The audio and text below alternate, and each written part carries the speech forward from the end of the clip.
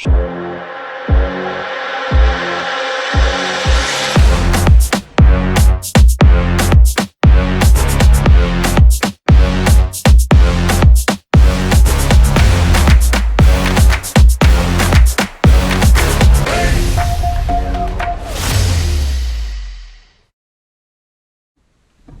everyone.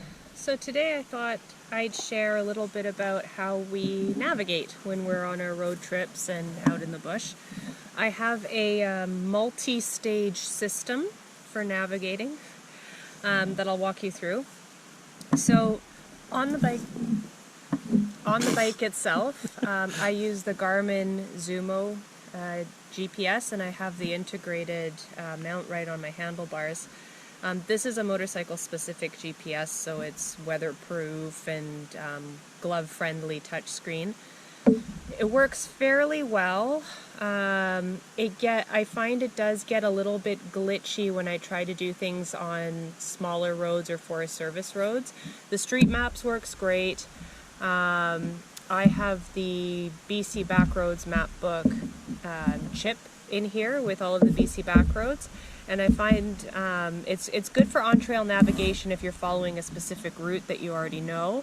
Basecamp is a little bit clunky to work with if you're doing route planning on there, but if you design a track, it's relatively easy to follow on screen.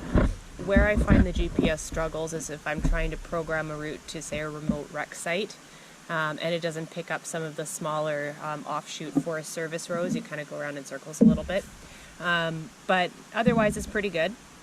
So to supplement the Garmin Zumo GPS, I also have the Backroads Mapbook Navigator app on my phone, which is really handy. Can you show us how it looks like? What it looks like? Backroads Mapbook is actually coming out with an updated version of this app, so I'm very excited to see it. But it basically takes everything that you have on the GPS chip and the paper maps, and even if you have no cell service, it will find you using the GPS in your phone. So it basically looks just like a normal map. Okay. And it's really handy for finding your way when you are in the middle of nowhere. It's a little bit difficult to scroll on this screen, so just taking your phone out, locating yourself, and zooming in and out to find the correct road is really handy on the phone. Which interface you like better? Which one is the most user-friendly, the phone or the GPS, the Garmin GPS?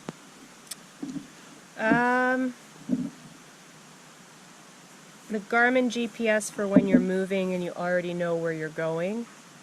But if you have not pre-built a track and you're wayfinding, it can be a little bit easier to figure out which road you need to take on the phone. And this really only applies when we're talking about like backcountry exploring, because the main roads are fine.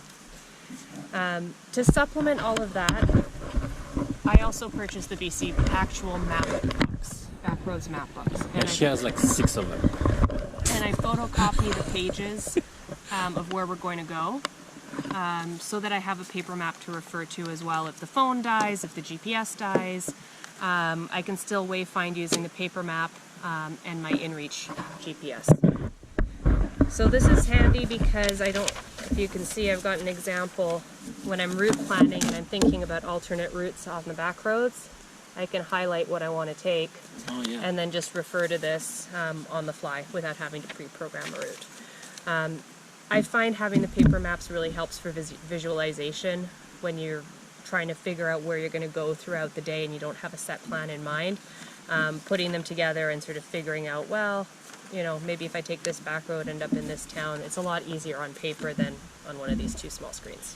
Well, I like also about the paper is the scale. The scale is at the bottom. It's actually very easy to find out how long your route is gonna be by like 1 or 2 kilometers, you know, close to 1 or 2 kilometers. But it gives you like I like it. Yeah, I like the paper. Yeah, there's a little scale at the bottom. Yeah. And you can just do a really rough estimate just with your 2 fingers and figuring out the distance along the map. So that's basically it. That's how we find our way and get back to where we want to go when we get lost. Cool. Thank you. The last piece of equipment related to the wayfinding and GPS is our Garmin InReach Mini. Probably the first thing that we picked up before we picked up the Zumo, before we started doing anything crazy on the backcountry, trying to use a phone to navigate, is we picked up the InReach. It's small, it fits right in the pocket of my jacket on my arm.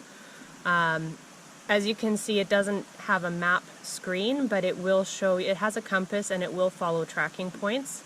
So you can either drop a track and backtrace your steps, or if you pre-program a track in here, it will, using the little arrow compass, navigate you along the track.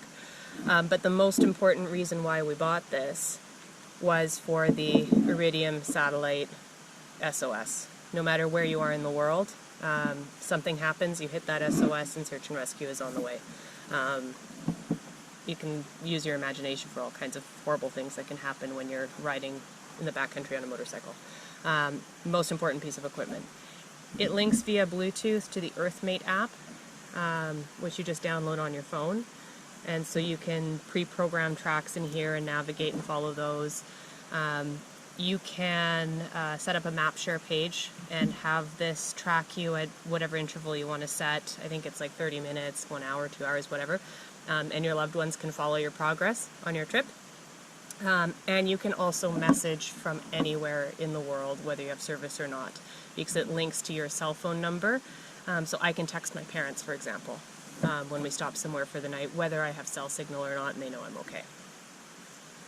And I know there's a subscription, God damn it. Subscription for it every month. Yes, you can. There are various subscription options. I have the cheapest one. It's, I think, $16 or $17 a month. You can suspend it when you're not using it and pay just a nominal fee.